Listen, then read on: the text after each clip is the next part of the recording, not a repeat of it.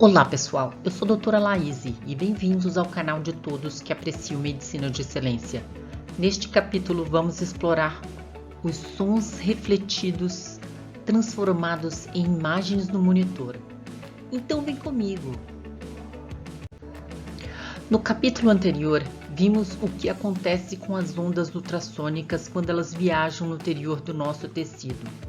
Agora vamos ver o que acontece no seu trajeto de volta. Se olharmos um transdutor como esse aqui, intuitivamente você percebe que um transdutor não é formado somente de um conjunto de cristais, mas sim de múltiplos cristais dispostos em filas bem no centro do transdutor. O que talvez não seja óbvio é que esses cristais são ativados em sequência e que existe um pequeno espaço entre eles, só para garantir que o sinal de um feixe não interfira no outro. Não é genial? Uma analogia que pode te ajudar a entender este processo é pensar num ultrassom com uma base rígida de um leque, e os feixes sonoros são as dobras do papel que permitem a movimentação do ar. No caso dos feixes de ultrassom, eles permitem a varredura do tecido.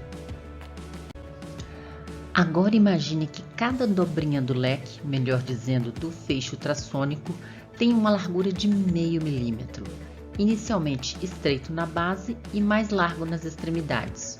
O pequeno espaço existente entre os feixes é eliminado pelo processador, dando a solução de continuidade típica do tecido ensonado. Como falei anteriormente, esta descontinuidade durante o processo de varredura é crucial para garantir a resolução da imagem. E, por favor, mantenha esse modelo mental do leque, pois vai ser de muita valia quando eu falar sobre resolução. Os sinais refletidos em cada ciclo de trabalho, de cada feixe, de cada varredura, geram uma massa de dados colossal para o computador processar, filtrar, catalogar e plotar no monitor numa escala de cinza.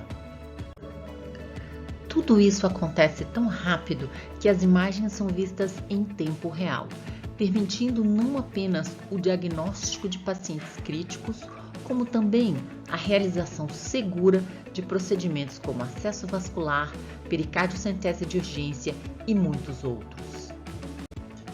O processo de análise de imagem depende de alguns conceitos básicos, e um deles é resolução. Resolução em medicina diagnóstica é a habilidade de distinguir dois pontos muito próximos um do outro. E resolução lateral é a capacidade de distinguir pontos alinhados no eixo horizontal. A resolução lateral dos feixes ultrassônicos sempre foi uma pedra no sapato dos fabricantes de ultrassom. Mas fique tranquilo que eles trabalharam duro para trazer para nós recursos que minimizam bastante essa limitação, através do cruzamento de feixes, mas isso é tópico de outro vídeo. Mas como eu ia dizendo, resolução lateral depende de uma série de fatores. Alguns podemos intervir, outros não.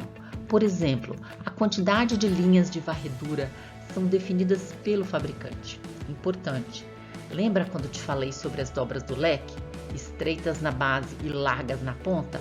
Pois então, o feixe do ultrassom fica mais largo nas extremidades, por um efeito que já conhecemos, que é a dispersão do feixe à medida que ele penetra no tecido. Essa dispersão tem duas consequências principais. A primeira é a perda de definição das bordas no plano distal, que pode dar uma aparência de menos nitidez em relação à proximal. Agora, a outra é essa situação aqui, mais desafiadora. A proximidade de feixes paralelos aumenta a chance de superposição ou fusão de estruturas reais distintas. Isso não é assustador?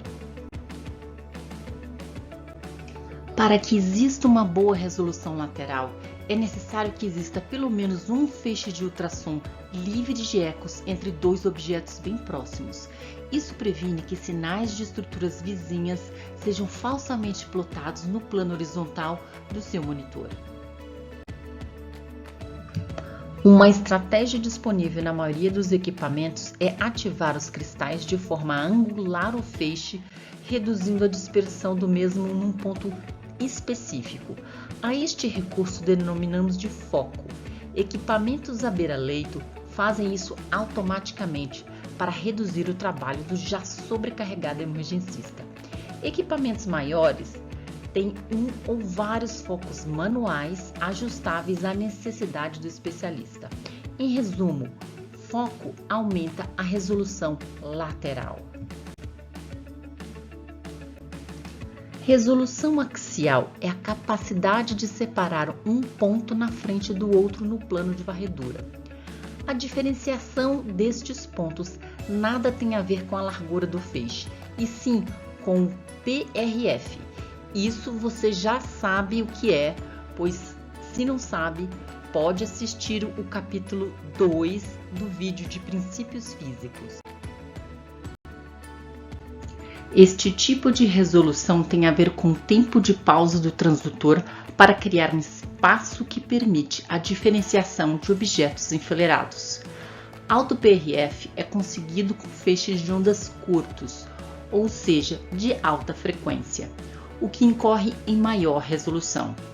Isto não piora com a distância, desde que o objeto seja atingido a 90 graus. Resolução temporal, especialmente relevante para estruturas cardíacas, permite a localização de estruturas móveis. É necessário pelo menos 20 frames por segundo para um estudo ecocardiográfico decente.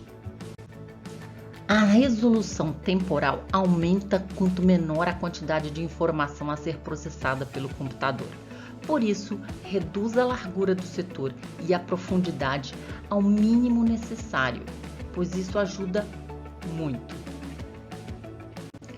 Agora, contraste é a alocação de tons de cinza no monitor, como fazemos em nossa TV.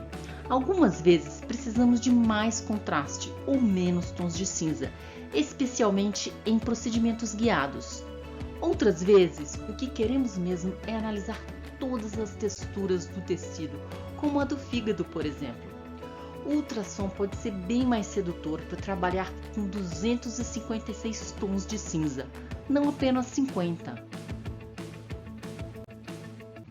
Resumindo, resolução lateral é a capacidade de distinguir dois pontos lado a lado. Resolução axial é a capacidade de distinguir dois pontos, um na frente do outro. Resolução temporal é a habilidade de acompanhar a posição dos movimentos ao longo do tempo. E todas essas imagens maravilhosas podem ser conseguidas com uma abordagem minimalista. Minimalize profundidade, minimalize o ganho, minimalize o comprimento de onda, minimalize o trabalho do processador. Agora é hora de falar sobre artefatos. Mas não precisa ficar desesperado, isso será o tópico do próximo vídeo. Espero que tenham gostado do conteúdo e se gostou, deixe o seu like ou seus comentários. E se quer saber mais, mande suas perguntas. Te encontro no próximo vídeo. Até lá!